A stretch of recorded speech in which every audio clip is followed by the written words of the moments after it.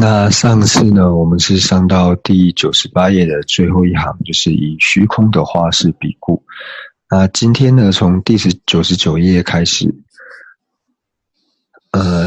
那么若问是有或是无，若答已是有，不是无。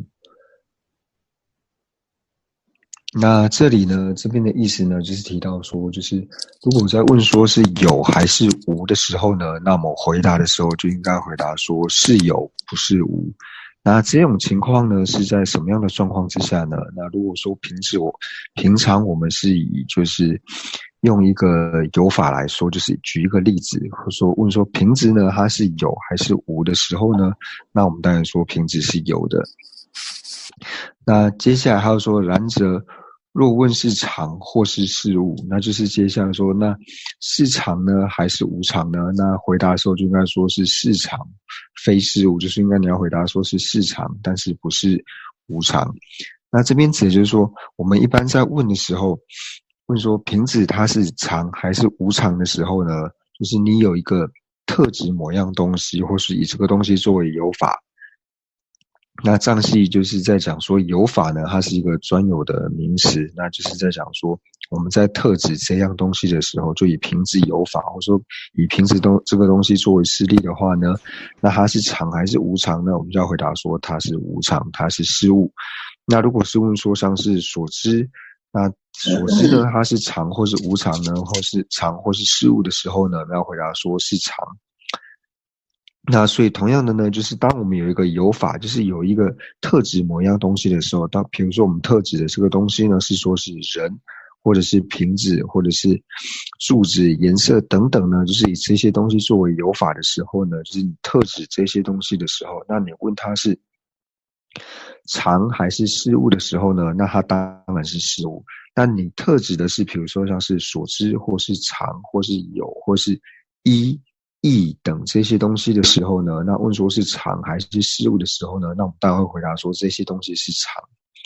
所以呢，那这边所讲的说，如果在问说是有还是无的时候呢，就是你没有特指某样东西，只是我们一般在问说是有还是没有的时候，那这个时候呢，要回答说是有，并不是没有的。就是你不放任何一个特指任何一个东西，那你仅仅呢是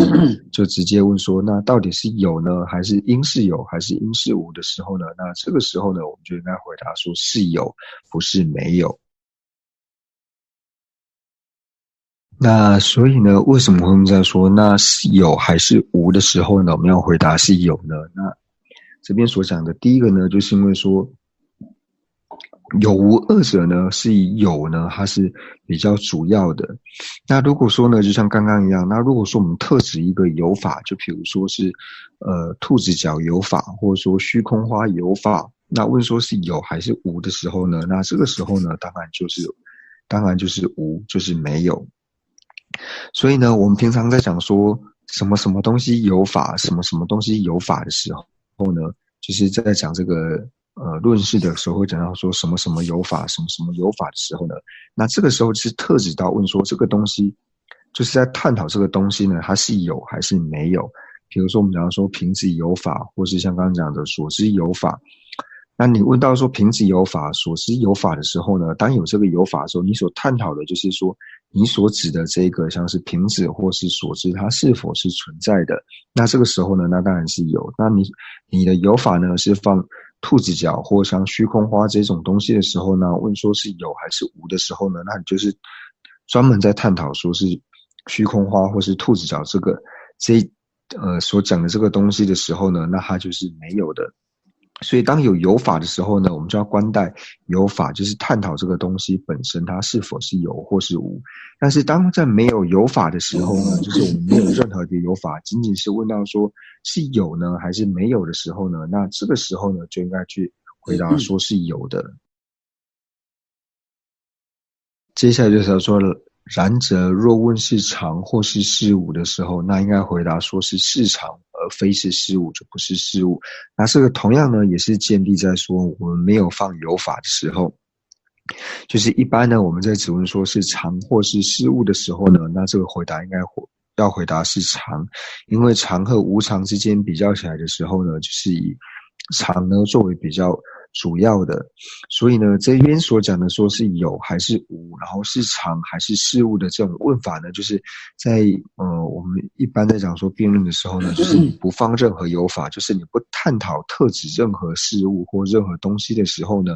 那这个时候呢，我们的回答的方式呢，就要回答说是事常，而不是事物，就是它应该是常法，而非是无常法，要去做这样子的回答。接下来呢，就提到说，因此之故，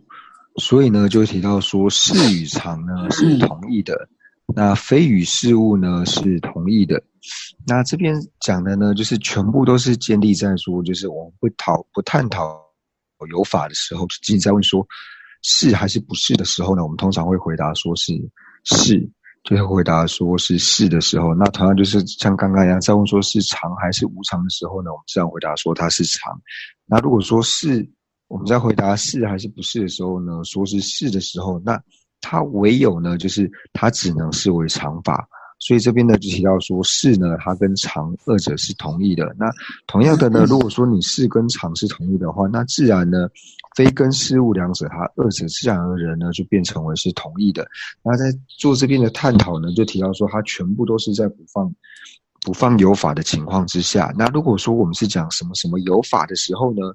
那在问什么什么有法的时候，问他说是或不是的时候，那同样的你就要探讨说，你讲的这个是呢，是指说它是无常吗？还是说它不是无常？还是说它是无常？还是说它是常还是无常？就是你后面要有一个探讨的一个对象，还是同样的出来。但是目前所讲的就是完全是属于说在没有一个所谓的有法的状况之下，就是没有特别要探讨什么东西的时候，你光问说是还是不是的时候呢，那这个时候呢就要回答说是是。那这边所以才提到说是呢，它就是跟常二者呢是同义的，那不是呢，它就是跟事物呢二者是同义的。这边就提到说，就是如是当运用于遮前法与成立法、实法与反法等，就是刚刚像说，就是在没有放任何有法的时候呢，就是去探讨问题的时候，那就如同刚刚所讲的，那我们要同样运用在所谓的遮前法与成立法。那遮前法与成立法呢，就是非常重要的一个科目。那这个我们在后面呢也同样的会提到，所以呢就提到说，在遮前法与成立法，还有说实法与反法等呢，就是同样在没有问到说它是有法的情况下呢，该如何回答？那这个时候呢，就是我们可以应用在遮前法、成立法、实法跟反法之上。那么理应无有属耳的一切相智，若许则应成无有属耳的一切相智，而又是此一切相智的所量等，必须多加辩论。以下的判别、属生等同程序、提问遮前处所牵引等，应当以此了之。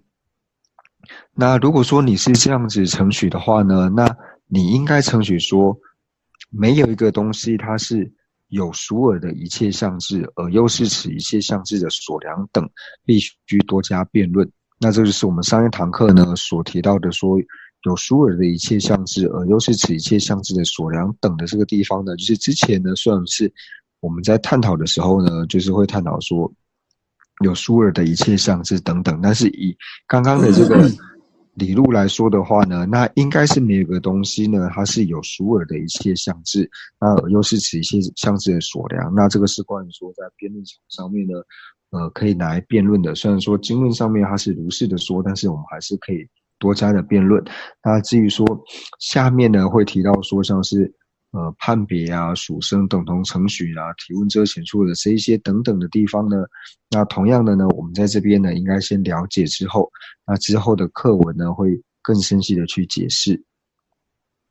那接下来呢，我们看到第6课的部分就是总别。那总别呢也是非常重要的一个科目，一个非常重要的一课。那所以呢，我们今天呢最主要的是从总别的地方呢往下继续的讲解。